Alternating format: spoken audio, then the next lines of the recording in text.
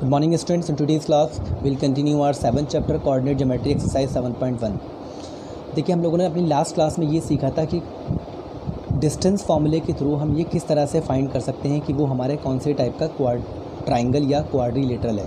Triangle में हमने सीखा कि वो आइसोसेलेस ट्राइंगल है, स्केलिन ट्राइंगल है या फिर इक्विलेटरल ट्राइंगल है। फिर हमने क्वाड्रिलेटरल में सीखा कि वो स्क्वायर है, रेक्टेंगल है, पैरेललोग्राम है या फिर रोम्बस है। ये 4 टाइप के हमारे क्वाड्रिलेटरल होंगे और एक नो क्वाड्रिलेटरल होगा जिसमें ऑल साइड्स अनइक्वल होंगी या फिर आपका 3 इक्वल हैं, एक डिफरेंट है, तो वो आपका नो क्वाड्रिलेटरल होता है। जब मैंने आपको 5th क्वेश्चन कराया था तो उसमें भी आप लोगों को मैंने एक्सप्लेन किया था कि अगर 4 साइड्स इक्वल होती हैं, अगर इसकी चारों साइड इक्वल आती हैं तो हमें वहाँ पर सिर्फ छोड़ना नहीं है, क्योंकि वो हमारा रोम्बस भी हो सकता है, क्योंकि रोम्बस में और स्क्वायर में ऑल साइड्स इक्वल होती हैं। ये दोनों की सिमिलैरिटी है, लेकिन डिफरेंस दोनों में ये है कि जी रोम्बस में जो हमारे डायगोनल्स होते हैं वो अनइक्वल होते हैं, ठीक है, लेकिन स्क्वायर में जो हमारे डायगोनल होते हैं वो दोनों इक्वल होते हैं, बराबर होते हैं। साइड से डिफरेंट होते हैं बट दोनों इक्वल होते हैं। तो स्क्वायर में चारों साइड भी बराबर होती हैं और साथ में डायगोनल भी बराबर होते हैं, साइड से डिफरेंट होते हैं बट, लेकिन रोम्बस में चारों साइड तो इक्वल होती हैं लेकिन डायगोनल डिफरेंट होते हैं। तो इसलिए हमें ये क्वेश्चन बिल्कुल लास्ट तक सॉल्व करना होता था। मतलब पहले मैंने इसमें ये पूछा गया है कि ये 4 कोऑर्डिनेट्स हैं, इसमें हमें ये फाइंड करना है कि ये कौन से क्वाड्रिलेटरल के कोऑर्डिनेट्स हैं। मतलब ये अगर मैं इससे एक क्वाड्रिलेटरल डिज़ाइन करूँ तो कौन सी टाइप का क्वाड्रिलेटरल बनेगा। तो मैंने इसमें यहाँ पर लिख लिया है, डिस्टेंस फार्मूले का ही यूज़ करते हैं। डिस्टेंस फार्मूले का यूज़ इसलिए किया जाता है मेज़र करने के लिए, यहाँ से यहाँ तक का डिस्टेंस निकालने के लिए। तो इसकी डिस्टेंस मतलब मेज़रमेंट, लेंथ निकालना है, ठीक है। तो मैंने एक क्वाड्रिलेटरल अपने से बना लिया है। इसमें मैंने कोऑर्डिनेट 4 5 7 6, अब जैसे 4 5 के बाद 7 6 यहाँ लिखा, तो ये जो 4 3 है वो मैं यहाँ नहीं लिख सकता, एक सीक्वेंस में लेना होगा। कहीं से भी स्टार्ट कीजिए लेकिन एक सीक्वेंस में हम लेते हैं, ठीक है। 4 5 7 6 4 3 एंड 1 2। फिर मैंने नेम्स भी दे दिए इनको A B C D, ठीक है। अब मैं क्या करने जा रहा हूँ, मैं यहाँ पर पहले डिस्टेंस बिटवीन A B निकालूंगा, फिर BC, फिर CD, फिर AD।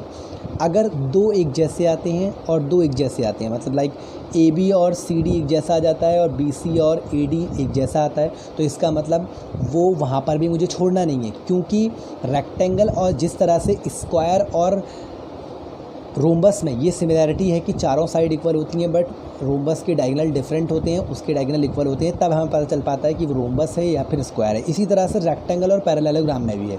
रेक्टेंगल में 2 साइड इक्वल होती हैं, मतलब 2 अपोजिट साइड इक्वल होती हैं और 2 अपोजिट साइड इक्वल होती हैं, यही पैरेललोग्राम में भी होता है। उसके बाद हमें फिर डायगोनल भी सॉल्व करने होते हैं। अगर डायगोनल एक दूसरे के इक्वल आ गए, बराबर आ गए, तो वो हमारा वहाँ पर रेक्टेंगल होगा, अदरवाइज़ हमारा वो वहाँ पर पैरेललोग्राम होगा। तो इसलिए हमें लास्ट तक सॉल्व करना पड़ेगा। Find the point on the x axis which is equidistant from 2 -5 and -2 9। मतलब कह रहे हैं कि एक लाइन है, उस लाइन के कोऑर्डिनेट्स दे रखे हैं, ये A और B, ये मैंने नेम दे दिए हैं इसके, 2 -5 एंड -2 9। मतलब इनसे एक इक्वल डिस्टेंस पर एक पॉइंट है जो क्या है, एक्स एक्सिस पर है। मतलब इक्वल डिस्टेंस का मतलब वो मिड में होगा, तभी तो दोनों से इक्वल डिस्टेंस पर होगा। मतलब यहाँ से भी बराबर डिस्टेंस पर है और यहाँ से भी इक्वल डिस्टेंस पर है। AP बराबर आपका BP है, मतलब ये जो बीच में पॉइंट है एक्स एक्सिस वाला, ये A से भी इक्वल डिस्टेंस पर और यहाँ से भी इक्वल डिस्टेंस पर है। तो मैंने आप लोगों को जब इंट्रोडक्शन दिया था इसका कोऑर्डिनेट ज्योमेट्री का, उसमें सब कुछ एक्सप्लेन किया था कि अगर एक्स एक्सिस पर होगा तो किस तरह से हम वैल्यू फाइंड कर सकते हैं, वाई एक्सिस पर होगा तो हम किस तरह से वैल्यू फाइंड कर सकते हैं, और अगर एक्स एक्सिस या वाई एक्सिस के अलावा एक्स वाई भी दे दिया तो उस टाइम पे हमारा वैल्यू फाइंड नहीं होती है, एक रिलेशनशिप इक्वेशन आती है। उस टाइम पे हमारी कोई वैल्यू फाइंड नहीं होती, एक रिलेशनशिप इक्वेशन आती है। मैंने आपको इंट्रोडक्शन में सब कुछ क्लियर किया था। खैर यहाँ पर अभी जो बात हो रही है वो ये कह रहे हैं कि एक्स एक्सिस है। जब भी एक्स एक्सिस की बात हो, समझ जाइए एक्स तो आपका एक्स रहेगा और वाई वहाँ पर आपका 0 होता है, क्योंकि आप जब ग्राफ प्लॉट करते हैं तो एक्स एक्सिस का मतलब वो एक्स एक्सिस पर लाई कर रहा है।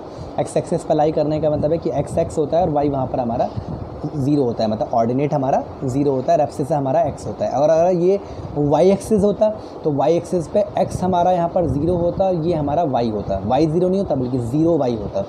और अगर ये कहते हैं कि रिलेशनशिप इक्वेशन बतानी है कि रिलेशनशिप इक्वेशन में x ही रहता है और y ही रहेगा, तो मैं क्या करूँगा, पहले मैं डिस्टेंस बिटवीन AP निकालता हूँ और डिस्टेंस बिटवीन BP निकाल के दोनों को बराबर रख देता हूँ, क्योंकि दोनों इक्वल डिस्टेंस पर हैं। तो मैंने यहाँ पर वही किया है, डिस्टेंस बिटवीन AP बराबर डिस्टेंस बिटवीन BP, ठीक है। तो पहले AP के बीच का डिस्टेंस निकालेंगे, ये x1 y1 रहेगा, ये x2 y2 रहेगा, या इसको ले लीजिए आप x2 y2, ये आपका x2 y2 रहेगा, ये x1 y1। जब इधर साइड की बात करेंगे ये x2 y2 रहेगा, ये आपका x1 y1 रहेगा। तो जब हम फॉर्मूले में इसको वेरीफाई करेंगे यानी पुट करेंगे, x2 हमारा यहाँ पर क्या है, x2 हमारा यहाँ पर x है और x1 हमारा यहाँ पर क्या है 2 है, x - 2 का होल स्क्वायर प्लस y2 हमारा क्या है 0 और y1 हमारा क्या है माइनस का 5। तो माइनस और माइनस ये आपका आप डायरेक्ट आप इसको प्लस लिख सकते हैं, ठीक है। अब इधर साइड आ जाइए। अब डिस्टेंस बिटवीन BP जब निकालेंगे तो यहाँ भी वही ये x1 y1 है, ये x2 y2 है। तो x2 - x1 यानी x माइनस ये माइनस माइनस क्या हो जाएगा, प्लस का हो जाएगा whole square. y2 - y1, y2 क्या है 0 और y1 क्या है 9, इसका होल स्क्वायर, ठीक है। इसके बाद देखिए आप यहाँ पर डायरेक्ट इसको माइनस तो कर नहीं सकते, तो आप इसमें यहाँ पर आइडेंटिटी यूज़ करेंगे a - b का होल स्क्वायर वाली। a - b का होल स्क्वायर आपका होता है a² + b² - 2ab या a² - 2ab + b² बोल दीजिए, बात एक ही है वो। 0 + 5 5 ही रहेगा, 5 का क्योंकि इनको आप ऐड सब्ट्रैक्ट कर सकते हैं अगर दोनों नंबर्स हैं। 0 + 5 5 रहेगा, 5 का स्क्वायर आपका 25 हो जाएगा।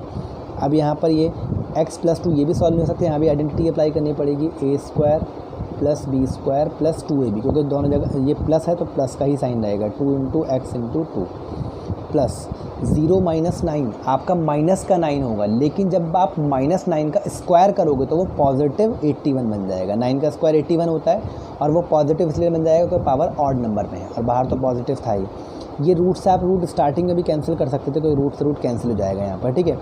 ये x² एज इट इज़ ऐसे ही रहेगा, 2 का स्क्वायर 4 हो जाएगा, -2 × 2 = 4x हो जाएगा प्लस 25 इक्वल टू x² ऐसे ही रहेगा, 2 का स्क्वायर 4 हो जाएगा प्लस 2 × 2 = 4x प्लस 81। x² से x² आप कैंसिल कर सकते हो क्योंकि सेम साइन है, क्योंकि अगर इधर लाऊंगा तब भी वो माइनस होकर कैंसिल हो जाएगा और बाकी कुछ और कैंसिल, बल्कि ये भी 4 भी कैंसिल कर सकते हैं आप। अब यहाँ पे है आपका -4x, इस 4x को इधर शिफ्ट कर देता हूँ, माइनस का हो जाएगा। 81 के पास जाकर हमारा ये -25 हो जाएगा। ये आपका हो जाएगा -8x इक्वल टू 11 - 5 आपका 6, 7 - 2 आपका 5। तो x equal to 56 upon -8 divide में आएगा क्योंकि मल्टीप्लाई में है, 8 × 7 = 56। तो आप इस तरह से वैल्यू फाइंड कर सकते हैं। यहाँ पर x था तो हो सकता है वो y एक्सेस दे दें, तो y एक्सेस में आप 0y लेंगे, तो x की जगह पर 0 रखना होगा यहाँ पर, और y की जगह पर जैसे आपका y की जगह पर यहाँ 0 है वहाँ पर y रहेगा और x आपका 0 रहेगा। और अगर रिलेशनशिप बोलते हैं तो x की जगह पर x रखना है, y की जगह पर y। वहाँ पर कोई सॉल्यूशन नहीं आता है, मतलब वैल्यू फाइंड नहीं होती, वहाँ पर एक इक्वेशन आ जाती है क्योंकि 2 वेरिएबल हो गए वहाँ पर x और y बोथ, ठीक है। Thank you.